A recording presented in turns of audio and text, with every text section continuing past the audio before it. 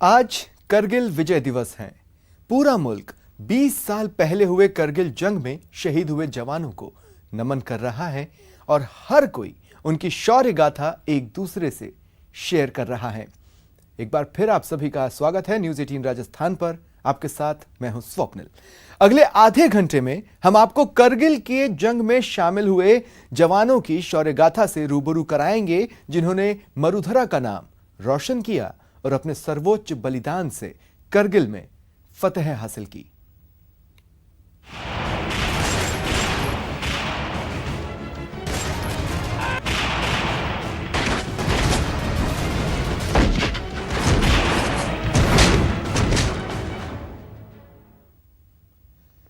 करगिल शौर्य की महागाथा में सबसे पहले बात दिगेंद्र कुमार की, जिन्होंने 5 गोलियां खाने के बाद भी लड़ाई जारी रखी थी। और तो और उनके 2 भाई और भी थे जो करगिल की उस जंग में शामिल हुए।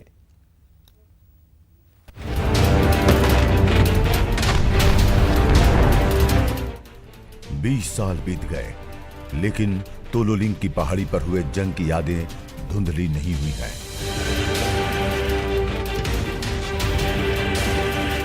महावीर चक्र पाने वाले दिगेंद्र कुमार के जहन में आज भी कारगिल पर जीत का जश्न जिंदा है।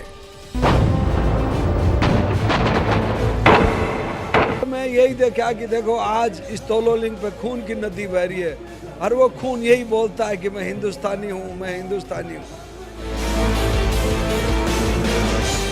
पिता फौज में, नाना फौज में और तो और 3 भाई फौज में, वो भी युद्ध के एक ही मोर्चे पर एक ही वक्त में।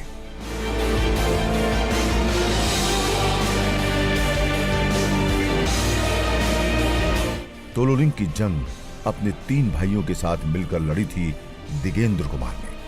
और जब दिगेंद्र को दुश्मनों की 5 गोलियां लगी तो भाइयों ने कहा, जब तक बदला नहीं लेंगे नाश्ता नहीं करेंगे। सेक्टर में 3 भाई एक साथ शाम को खाना खाते थे और सुबह लड़ाई में जाते थे। वो बोलता हमारी पहाड़ी इधर है भैया, आपकी पहाड़ी इधर है बोले। हाँ, तो ऐसे लड़ाई में हम जाते थे उस जगह पर। तो लड़ाई में जाते जब भी बोले कल फिर वो जो खाना यही खाएंगे। एक दिन ऐसा समय आया कि वो खाना नहीं मिला, वहाँ पर मेरे गोलियों से छलनी मेरे भाइयों को मेरा शरीर मिला। तो उस टाइम पे मेरे भाई था छोटा एक मान सिंह, वो बोलता भैया कि कितनी गोली लगी रे बोब सिंह? बोले 5। बोले 5000 तक नाश्ता नहीं करेंगे, इसलिए हम भी चौधरी सौदान सिंह प्रचारी के बेटे नहीं कहलाएंगे अगर भाई का बदला नहीं लेंगे तो। पीढ़ी दर पीढ़ी देश की आन बान और शान की सुरक्षा कर रहे दिगेंद्र कुमार के बारे में आपको बता दें कि कारगिल युद्ध के समय राजपुताना राइफल्स 2nd बटालियन में थे दिगेंद्र कुमार। दिगेंद्र कुमार को उनकी टुकड़ी के साथ तोलोलिंग जीतने का टास्क मिला था। तोलोलिंग हिल तक पहुंचने के लिए दिगेंद्र ने खतरनाक रणनीति बनाई थी।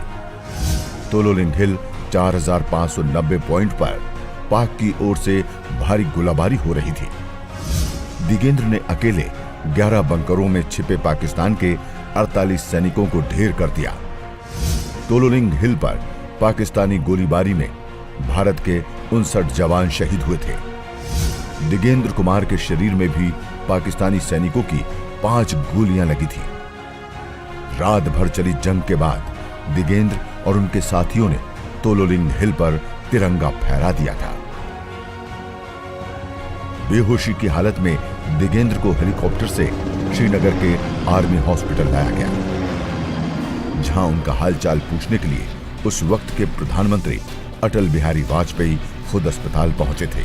और उनकी बहादुरी को वाजपेयी ने कुछ यूं बयां किया, वहां रे मेरे शेर, तूने अकेले 48 पाकिस्तानियों को मौत के घाट उतार दिया।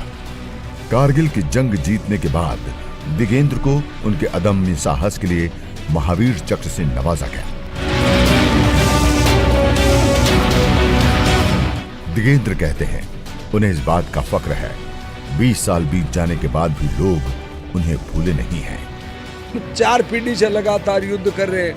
अभी हम अपने बच्चों को भी भेज रहे हैं फौज में। मेरे पिताजी ने मुझे भेजा, जो मेरे पिताजी ये कहते थे कि वीर भोगा वो सुंदरा।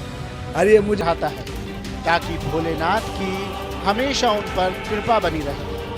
जितने भी जो सर्विस लगते हैं वो अपने एक महीने की तनख्वाह सर्वप्रथम यहाँ भगवान के चढ़ाते हैं और सुरक्षित लौट के वापस आते हैं, मतलब पूरी सर्विस करके। इस गांव के जवानों में वतन पर मर मिटने का जज्बा ऐसा कि हर घर से एक सैनिक देश की सुरक्षा में तैनात है। ये परंपरा पीढ़ी दर पीढ़ी जारी है। यहाँ का हर युवा सेना में भर्ती होने की हर मुमकिन कोशिश करता है। यही वजह है कि हर साल इस गांव के करीब 20 जवान सेना में शामिल हो जाते हैं। इस विद्यालय से जो भी छात्र पढ़ के जाता है वो सैनिक बनने का प्रयास पहले करता है, उसके बाद अन्य क्षेत्रों में जाने का प्रयास करता है। और हर रैली में, हर भर्ती में 5-6 बच्चे यहाँ से अमूमन निकलते हैं और वर्ष भर में यहाँ से करीब 20 बच्चे नौकरी लगते हैं। यहाँ करीबन 5000 के आसपास की आबादी है। यहाँ हर घर से कम से कम एक परिवार में एक फौजी तो है ही है और 800-700 के आसपास रिटायर्ड फौजी है। ये तो 8-10 पीढ़ी से चलता आ रहा। रण बांकुरों के इस गांव में वीरता की अनगिनत गाथाएं हैं। यहाँ के जवानों ने दूसरे विश्व युद्ध से लेकर करगिल युद्ध तक में अपनी वीरता दिखाई है।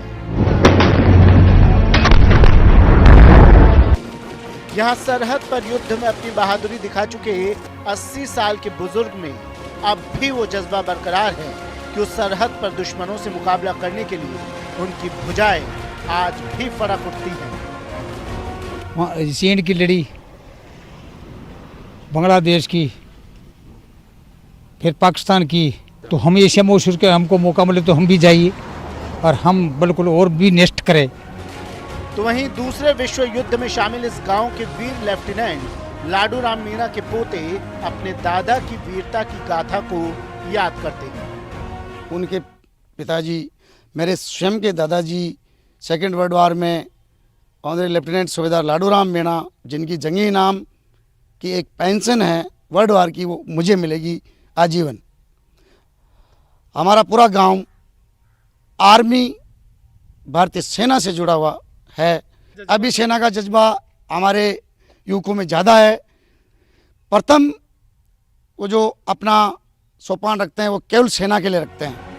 इस गांव में बीते 72 साल में सिर्फ करगिल युद्ध में ही वीर सपूत सूबेदार ओम प्रकाश परिहार शहीद हुए हैं। उनकी शहादत के सम्मान में इस गांव के स्कूल का नाम उन्हीं के नाम पर रखा गया है, ताकि इस गांव की आने वाली पीढ़ियां हमेशा इस अमर शहीद को याद रखें। लेकिन इस शहादत के बाद आज तक गांव का कोई भी लाल दुश्मनों से लोहा लेते समय शहीद नहीं हुआ, क्योंकि महादेव की कृपा से वो युद्ध में भी महफूज रहते हैं। न्यूज़ 18 राजस्थान के लिए भीलवाड़ा से प्रमोद तिवारी की रिपोर्ट। कहते हैं उस देश की सरहद को कोई छू नहीं सकता जिस देश के सरहद की निगाहबान है आंखें इन जवानों की, जो इस देश की रक्षा में बंद हुई, शहादत में बंद हुई। उन तमाम जवानों को आज न्यूज़ 18 सलाम करता है। फिलहाल इतना ही, नमस्कार।